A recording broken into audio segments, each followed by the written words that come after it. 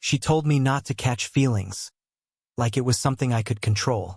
But the truth is, I already had. I met her on a Tuesday night, the kind of night that felt stretched too thin, with rain tapping against the cafe windows like it was trying to get in. Most people had already gone home. I was finishing up my shift, wiping down tables, lost in my own thoughts. The world felt quiet, until she spoke. "Do you ever notice how the rain sounds different when you're alone?" she asked. Her voice was low, calm, and it carried that kind of steadiness that makes you look up before you even realize why. She was sitting at the corner table, papers spread in front of her, glasses perched just low enough on her nose that I could see the line of concentration between her brows. She smiled just a little when she caught me looking. She was older, though that wasn't the first thing I noticed. It was the composure, the quiet confidence that made the room feel smaller around her. There was something magnetic about how she carried herself, like she'd lived enough life to know when silence said more than words. I remember walking over, asking if she wanted a refill before I closed up. She looked up at me then, really looked, and for a second, I forgot what I'd even asked. "Sure," she said, her voice softening, "but only if you'll have one too." So I did. We sat there, just two strangers sharing a coffee, while the rain blurred the world outside. She told me she was finishing some freelance work, nothing too personal, but enough that I heard the fatigue under her words. I told her about my studies, my plans that sounded bigger when I said them out loud. It wasn't flirtation, not yet. It was curiosity, a quiet pull. When she laughed, it wasn't loud, but it filled the air in a way that made me want to keep her talking. I noticed the way she wrapped her hands around her cup, fingers tracing the rim absently, her nails painted in a muted tone that somehow fit her perfectly. At one point, I said something half-joking, that maybe we should make this a weekly thing, the late-night coffee talks. She tilted her head, gave me that look people give when they know something you don't. "Careful," she said, eyes soft but voice firm. "Don't catch feelings, okay?" I laughed because I didn't know what else to do. But something about the way she said it, calm, measured, like she'd learned that rule the hard way, stuck with me. She gathered her papers, slipped on her coat, and before she left, she gave me a small nod. "Good coffee," she said, "and good company." The door closed behind her, and for a long moment, all I could hear was the rain again. I didn't know it then, but that single line, "Don't catch feelings," was going to echo in my mind far longer than it should have. After that night, things quietly began to shift. She started coming by more often. Not every day, but enough that I noticed the rhythm of her presence.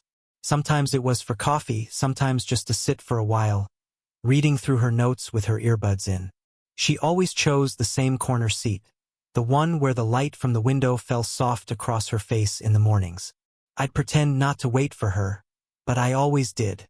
I started timing the grind of the espresso machine so that, if she walked in, I could look busy without looking too eager.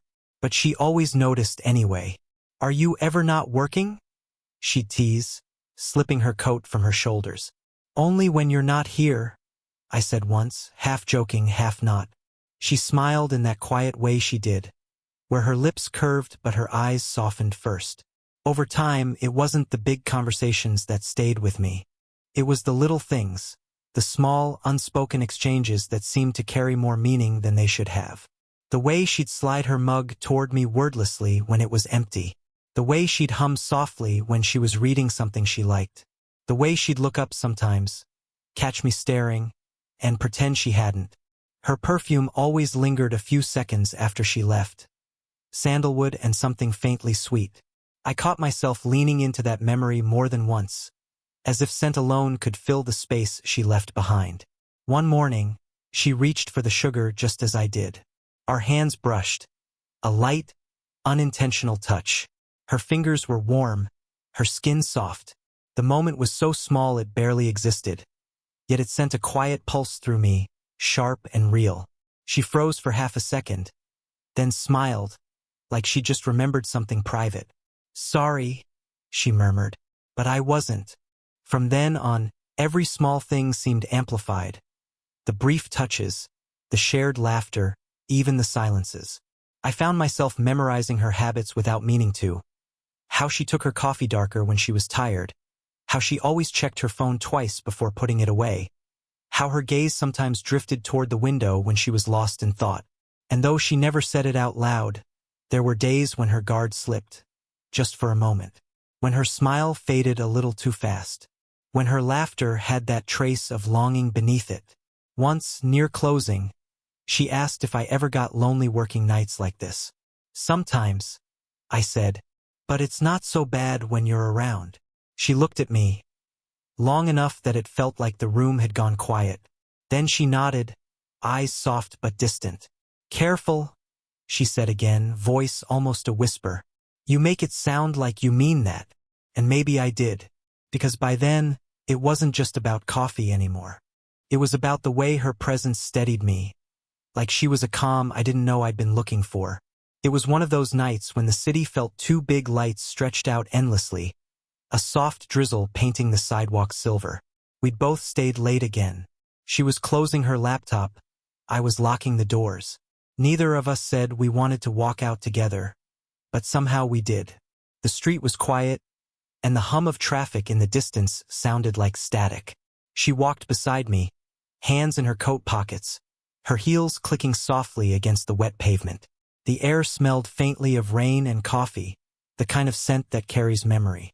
You ever notice, I said, how different the world feels after hours? She smiled faintly, keeping her eyes ahead.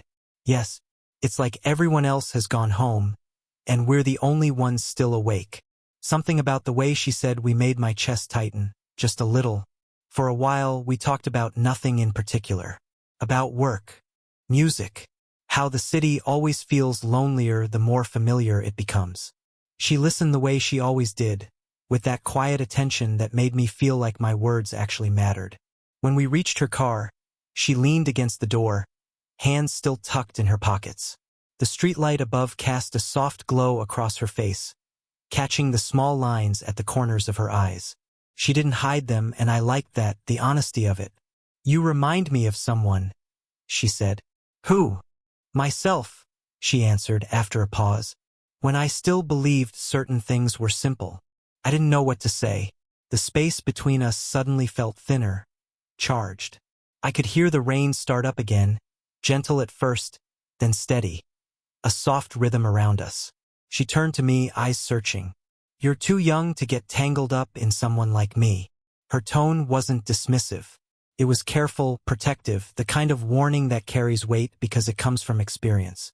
I wanted to tell her that age didn't matter, that I wasn't some wide-eyed kid mistaking kindness for something more. But I didn't, because maybe she needed to say it and maybe I needed to hear it.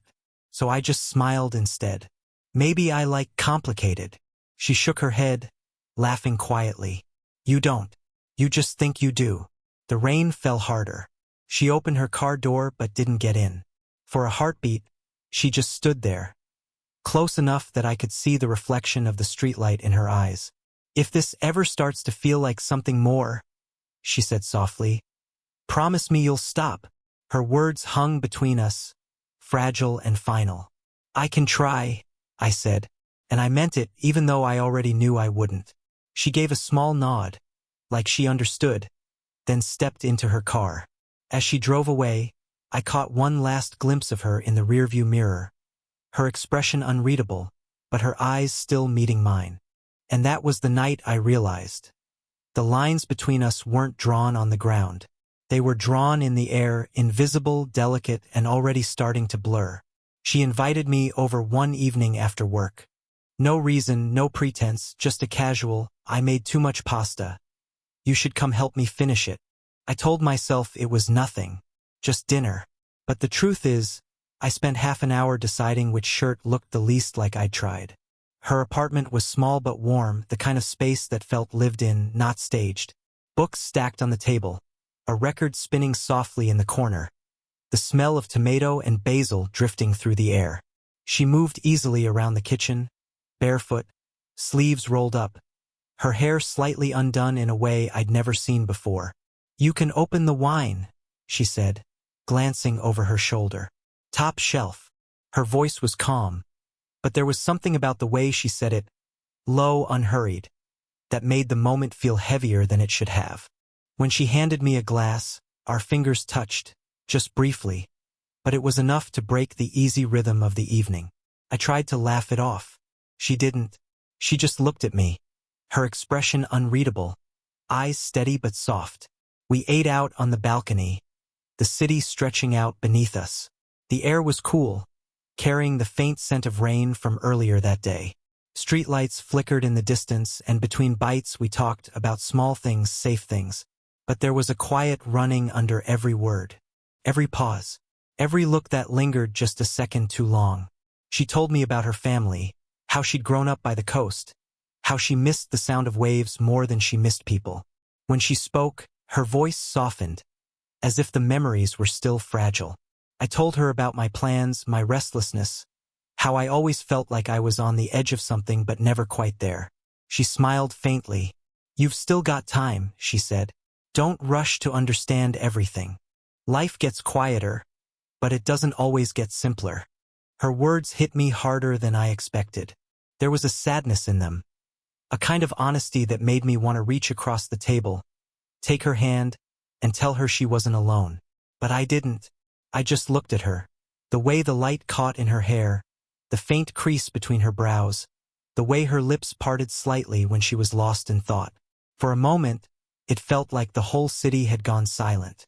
When she turned to face me, the distance between us was almost nothing.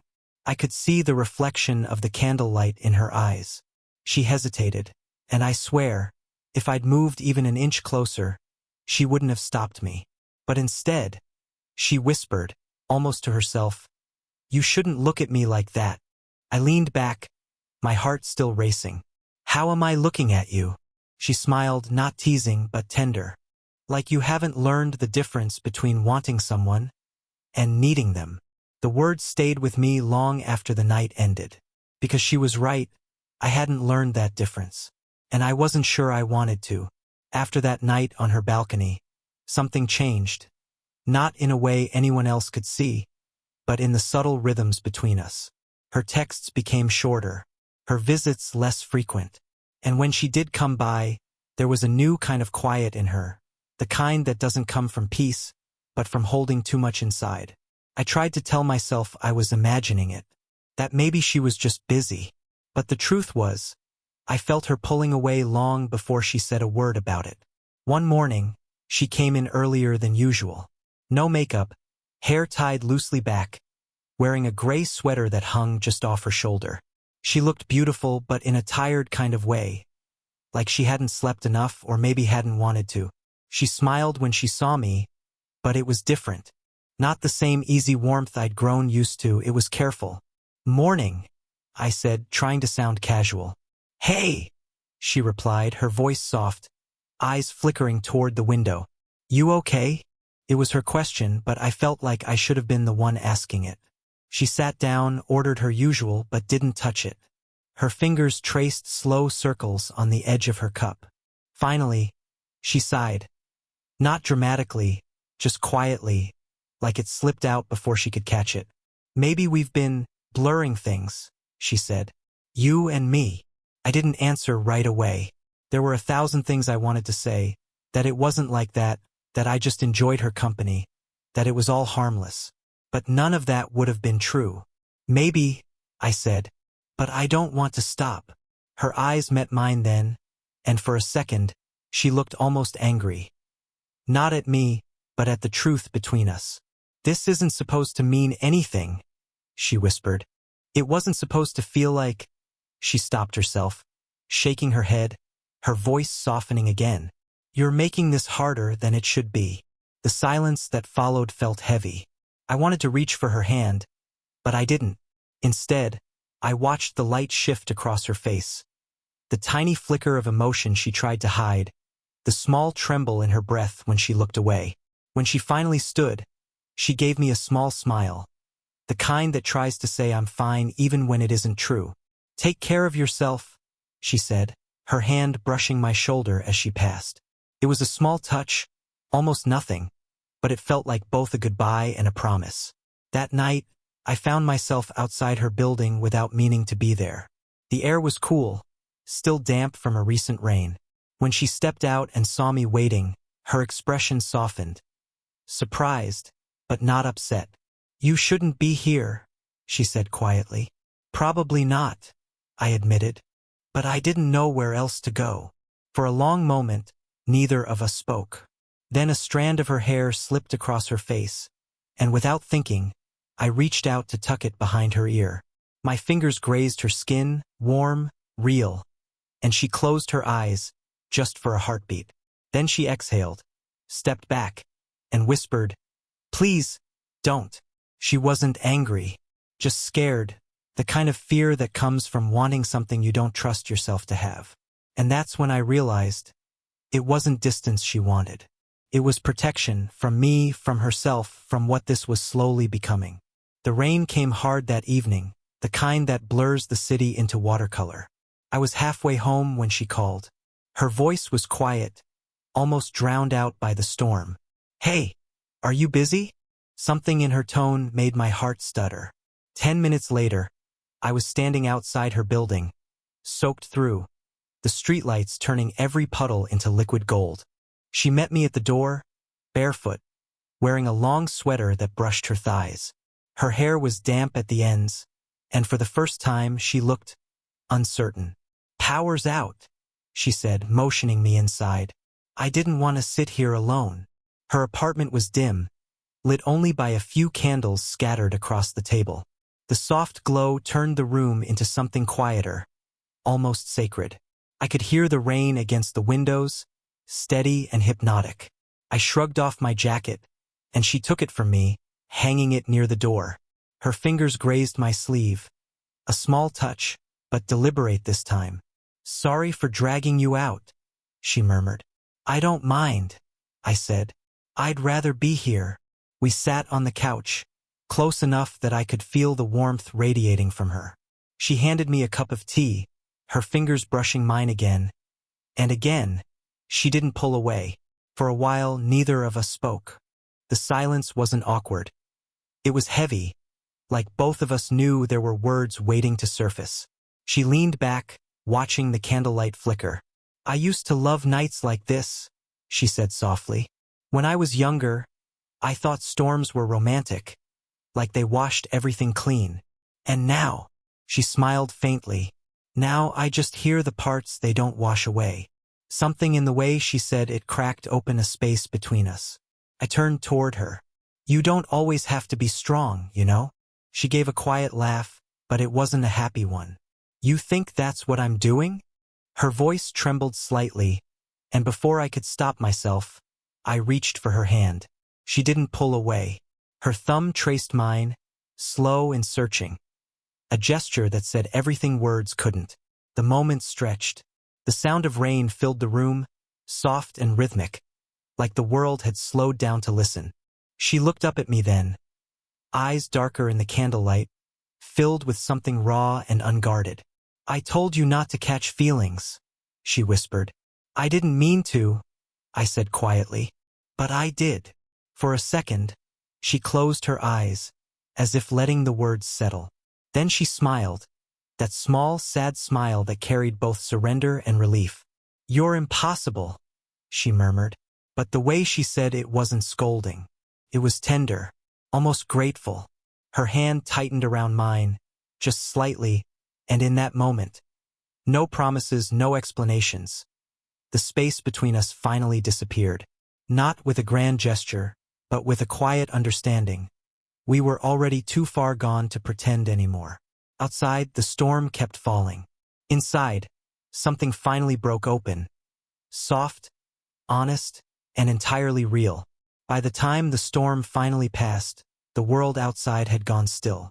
The air felt new, the kind of clean that only comes after rain has washed the city awake again. We'd stayed up talking until nearly dawn. The candles had burned low, flickering against the last edges of darkness. She sat beside me on the couch, her knees tucked beneath her, a blanket draped loosely across her shoulders. The distance that used to live between us was gone now. In its place was something softer, fragile, but real. Her hand rested on my arm, light and steady, her thumb tracing absent shapes against the fabric of my sleeve. Neither of us said much. We didn't need to. There was a kind of peace in the quiet, the kind that comes when both people finally stop pretending. Outside, the rain slowed to a whisper. I could smell coffee brewing from the kitchen, rich and warm, mingling with the faint scent of her perfume still clinging to the air. She leaned her head against my shoulder, her hair brushing my jaw. Her breathing was slow, calm, and for the first time, she seemed completely unguarded. "This doesn't have to mean anything more than what it is," she said softly, almost as if testing the words. "I know," I answered, "but it still means something." She smiled at that, a small, real smile, the kind that reaches the eyes. "I used to think I couldn't let anyone close again," she said after a pause. "That caring always comes with a price. But somehow you make it feel lighter." I wanted to tell her how she'd done the same for me, how she'd taught me patience, how her calm had steadied my restless heart. But I didn't. I just let my hand find hers, our fingers fitting together in a quiet, familiar way. The sun began to rise, spilling gold light through the curtains. Dust caught in the glow, turning the air soft and hazy. She looked toward the window, eyes half closed, and whispered, "It's beautiful." I watched her instead. "Yeah," I said. "It is." We stayed like that for a while, two people sitting in the gentle stillness of something they hadn't planned but couldn't deny. There was no talk of tomorrow, no promises to figure it out. Just this moment, fragile and unspoken, enough to remind us that sometimes connection doesn't need to be named to be real. Eventually, she stood, wrapped the blanket tighter around herself, and smiled that quiet smile again. "You should get some sleep," she said. I nodded, but neither of us moved right away. At the door, she touched my hand, soft, lingering. "Take care, okay?" "You too," I said. The morning air met me outside, cool, sharp, full of that strange clarity that only comes after a long night. As I walked home, her words echoed in my mind. "Don't catch feelings." I smiled to myself, shaking my head. Too late. And for the first time, it didn't feel like a mistake. It just felt right. If this story stayed with you, even just a little, don't forget to like, share, or leave a comment below. Tell me what part of their story hit home for you. And if you want more slow burn, soul-deep stories like this one, stories about love that lingers long after it's gone, make sure you subscribe. There's another one waiting for you next week.